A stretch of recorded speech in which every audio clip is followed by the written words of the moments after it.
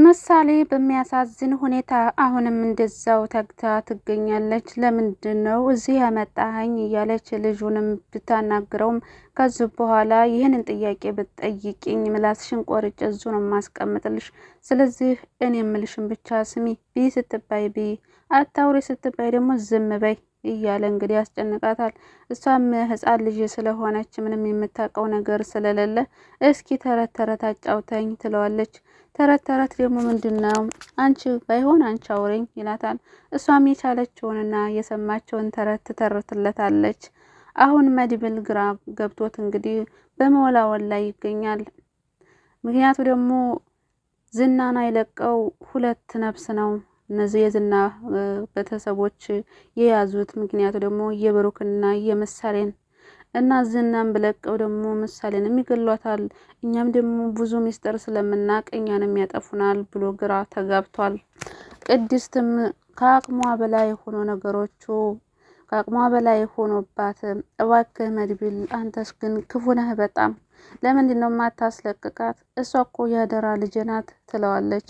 እባክሽ ተረጋጊ፣ እኔ አውቃለሁኝ ለምሳሌና ለብሩክ ለእነሱ ብለሽ እዚህ ቤት እንዳለሽ አውቃለሁ። እነሱ ሲከፋቸው ከፍቶሽ ስትደሰቱ ደግሞ ተደሰተሽ እንዳለሽ አውቃለሁ። ነገር ግን መኝኝ ምሳሌን አመጣታለሁ፣ አትጨናነቂ፣ አታስቢ ብላትም እንዴት ነው የማላስበው? እንዴት ነው የማልጨናነቀው? ምሳሌ እኮ አጠገቤ የለችም። በምን አይነት ሁኔታ እንዳለች እኮ አላቅም። ስለዚህ ጨነቃለሁኝ። እንዴት ነው የማልጨነቀው? አሁን የማታመጣት ከሆነ ግን ብላ እንግዲህ ጥያቄ ውስጥ ታስገባዋለች። እሺ ባላመጣትስ ግን ምን ልትሆኝ ነው? ምን ልታረጊ ነው? ኧረ እባክሽ ተረጋጊ ይላታል። አይ ምንም ማድረግ ባልችል እንኳን ምሳሌ እዚህ ቤት ከሌለች ወደ ቤተሰቦች ተመልሼ የራሴን ኑሮ እኖራለሁ ብላ እንግዲህ ታስደነግጠዋለች። አሁን መድብል ግራ ተጋብቷል። ምንም ማድረግ አልቻለም። አሁን ወይ ምሳሌን አላስለቀቀም ወይም ደግሞ ብሩክ የት እንዳለ አላወቀም እና ሁለት መንገድ መንታ መንገድ ላይ ይገኛል መድብል። በጣም ያሳዝናል እውነት ለመናገር። እውነት እንዲያለውም ደግሞ ዝናን ቢለቀው ምሳሌን አይለቋትም ማለት ነው፣ አይለቋትም። በዛ ላይ መድብል ብዙ ሚስጥሮች ስላወቀ እሱንም አይተውትም። ስለዚህ ያለው አማራጭ መታገስ ነው ወይም ደግሞ ዝናን እንዲናገር ማድረግ ነው። በእርግጥ ይሁንና ዝናም አይናገርም። ለምን ቢናገር ደግሞ እሱም ችግር ውስጥ ይገባል እና ያለው አማራጭ እንግዲህ ያው ምሳሌ ከሞተች እኔም አንተን አልለቅህም እዘለዝልሃለሁ እያለው ነው መድብል ማለት ነው። እናንተም ጨካኝ ነህ እንዴ? ህፃን ልጅ እንድትሞት ልትፈርድባት ነው እንዴ? እያለ እንዲለቀው እያደረገ ሆዱ እንዲባባ እያደረገው ነበረ። ግን ደግሞ መድብል ጨካኝ አይደለም። ግን ቢለቀው ምሳሌን ስለማይለቋት ስላወቀ እንደገና እነሱ ሙሉ ቤተሰቦችን እንደማይለቋቸው ስላወቀ ነው ዝናን ያለቀቀበት። ሌሎቹ ግን ሊረዱት አልቻሉም። እንግዲህ መጨረሻ አካባቢ በማን ነው ሞገስ ዝናን የሉላን ፍች አስፈጽማለሁ ብሎ ወረቀት ይዞ ሄዶ ፈርም እያለው ነበረ። ኧረ አንዴማ ሞገስ ራሱ ጅል ነገር ነው ልበል። መችስ ተው እጁ ታስሮ በምኑ ነው የሚፈርመው? እሱም ዝናም ታዲያ ጎበዝና ብልጣ አይደለ እንዴ? ባገጭ ልፈርምልህ ነው ወይስ ባፌ ልፈርምልህ አስበህ ነው? እጅን ፍታኝ እያለው ነው። በነገራችን ላይ ያኔ ታዲያ ሞገስ የዝናን እጅ ይፈታዋል። ከፈታው እዛው ድፍት አድርጎት ነው የሚወጣው ማለት ነው። ነገር ግን ይፈታዋል ብዬ አላስብም። አይፈታውም። ዝና መፈታት የለበትም። ዝና ከተፈታ ሁሉም አለቀለት ማለት ነው። እንደዚህ ታግቶ ራሱ አስፈርማለሁ ብሎ መሄዱ ቂልነት ነው ብዬ ነው የማስበው። ሞገስ የሞገስ ጅልነት በጣም ይለያል። ምክንያቱም እንዴት አንድ ሰው ታስሮ ፈርም ይባላል? አይባልም። ዝና ሉላ ራሱ እንዴት አሰበችው? ይፈርምና ከተፋታው በኋላ ገንዘብ ይሰጠኛል። ገንዘቡ ከሰጠኝ በኋላ ግን ዝም ስለማይለን ገንዘቡን ሽጠን ከሀገር እንወጣለን ነበር ያለችው። የማይመስል ነገር ነው ይሄ፣ የማይሆን ነገር። እና ሞገስ እንግዲህ የዝናን እጅ ለመፍታት ጎንበስ ብሎ ነበረ። በእርግጠኝነት አይፈታውም። ለምን ፈታኝ እጄን አንድ እጄን እንኳን ሲለው ማሰብ አስቧል ማለት ነው። ህዝብ ፈታው ምን ያደርገኝ ይችላል ብሎ ሀሳብ ውስጥ ገብቷል። ስለዚህ አይፈታውም ብዬ ነው የማስበው። እናንተስ ምን ታስባላችሁ? ኢፍራታ በጣም ፈርታለች። ዝናን አሳልፋ ስለሰጠች በጣም እየተጨናነቀች ትገኛለች። ምክንያቱ ደግሞ ያው ካሌብ የሚባለው ሰውዬ በጣም ክፉ እንደሆነ ማህሌትም እያስፈራራቻት ትገኛለች። ማህሌት ግን ምን አይነት ሰይጣን ናት? አሁን ከዝና ወደ ካሌብ ሄዳለች። ካሌብን ለማግኘት ያላት ጉጉት በጣም ይለያል። እንገናኝ እንገናኝ እያለችው ትገኛለች። እሱም ታዲያ እንዴ አንቺ ማነሽ እኔን የምታገኘው? እኔ ዝም ብዬ የምገኝ እመስልሻለሁ? እንዲ አርፈሽ ተቀመጪ እያላት ነው።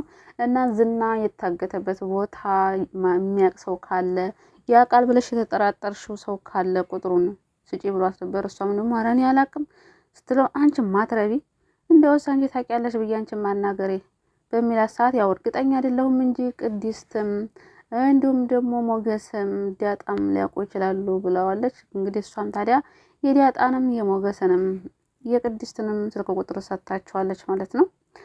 እንግዲህ ስልክ ቁጥሩን ከሰጠቻቸው ያው አንደኛቸውን ማገታቸው አይቀርም ማለት ነው። በእርግጥ ከምሳሌ ሌላ ማንነግት በሚሏት ሰዓት ቅድስትን ነበር ያለችው። ቅድስት ታዲያ ምን ናት? ቤተሰብ ናት እንዴ በሚሏት ሰዓት አይ ቤተሰብ ሳትሆን የቤት ሰራተኛ ናት ስትለው ሰውየው ካሌብ ተብዬው ደግሞ እንዴ አንቺ ጅል ነሽ እንዴ? እንኳን ሰራተኛ ለሆነችው ዝምድና ለሌላቸው ሰው ቀርቶ ለወንድሙ ልጅ ለምሳሌ ያራራ እንዴት ለሷ ብሎ ያለበት ይነግራናል ብለሽ ታስቢያለሽ ብሎ ነው ስልኩን የዘጋባት ማለት ነው።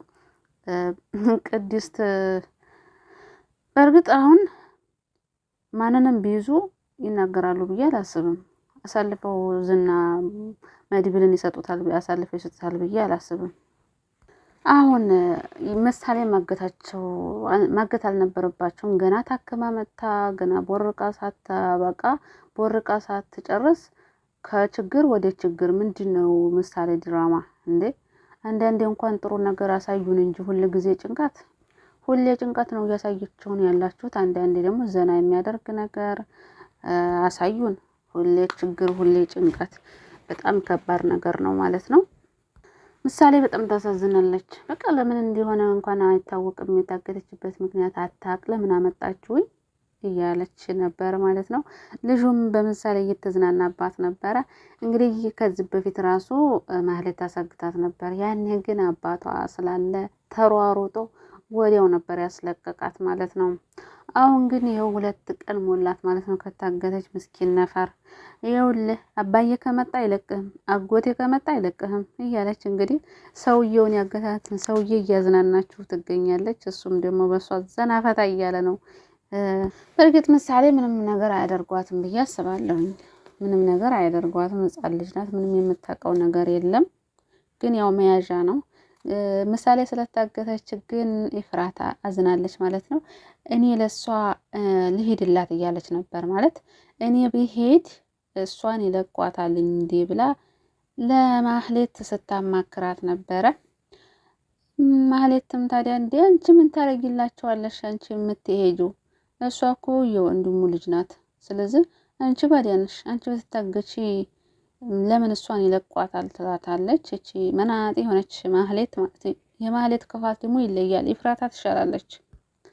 ካሌብ ተብዬውም እንግዲህ ያስጨነቃቸው ይገኛል ማህሌትንም ሆነ ኤፍራታን ማለት ነው። ዝና የሆነ ነገር ቢሆን ሁለታችሁንም አልለቃችሁም እያለ ያስጨነቃቸው ይገኛል።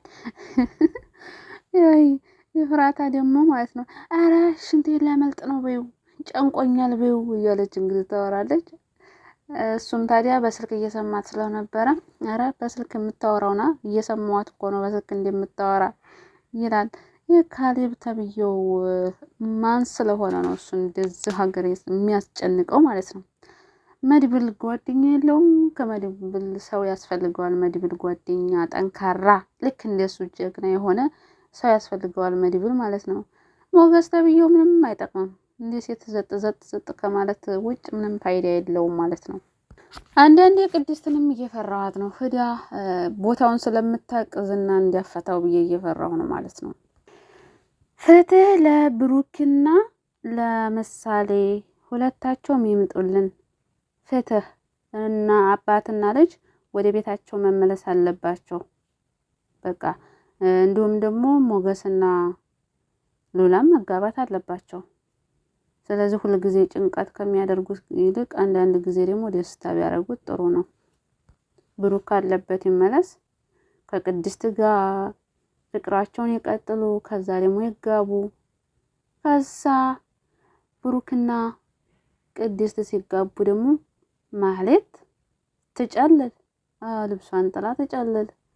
ያን ጊዜ ደግሞ ደስ ይላል እንጂ ሁሉ ጊዜ ጭንቀት፣ ሁሉ ጊዜ ሀሳብ እንዴ ተጨነቅን እኮ እኛ ራሱ ጨነቀን እኮ ሁሉ ጊዜ ተቃላቸዋ እንደዛ ሲሆኑ ማለት ነው።